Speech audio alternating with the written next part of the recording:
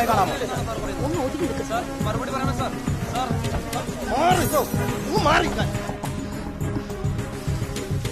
വണ്ടി എടുക്കോ?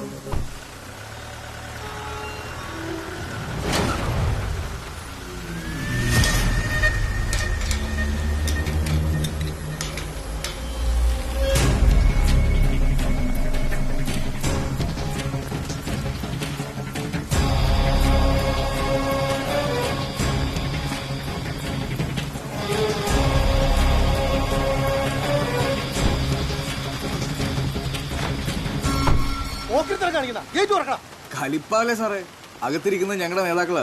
ഒരു കാര്യം പറഞ്ഞിട്ട് ഞാൻ അങ്ങ് പോയിക്കോളാം. സാറും കൂടെ മാറി.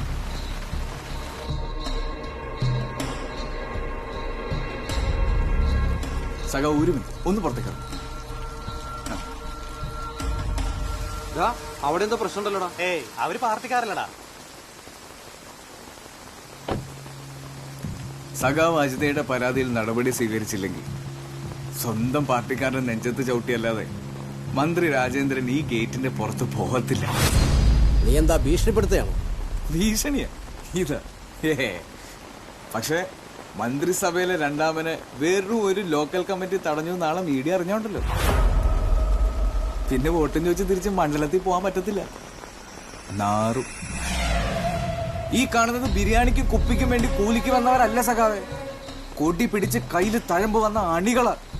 അവരുടെ പ്രശ്നങ്ങൾ പരിഹരിക്കാനും ചർച്ച ചെയ്യാനും ഉള്ളതാ പാർട്ടി. പരിഗണിച്ചേ പറ്റൂ. ഓ അറിയാവേ.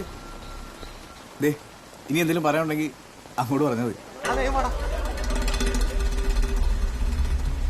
പ്രവർത്തകരുടെ വികാരം മാനിച്ച് DIFI വനിതാ നേതാവിന്റെ പരാതിയിന്മേൽ ആരോപണ വിധേയനായ MLA യെ അന്വേഷണ വിധേയമായി പാർട്ടിയിൽ നിന്ന് സസ്പെൻഡ് ചെയ്തിരിക്കുന്നു. വരണ സഖാവേ, വാ കേരള. ഓ വലിയ പേര് സൂക്ഷിച്ച്. സഖാവേ, നവോത്ഥാനം തുടങ്ങേണ്ട അങ്ങ് മലമുകളിൽ നിന്നല്ല, ഇവിടെ പാർട്ടിന്നാ. അപ്പൊ ശരി, ലാൽസല വണ്ടി എടുത്തോ.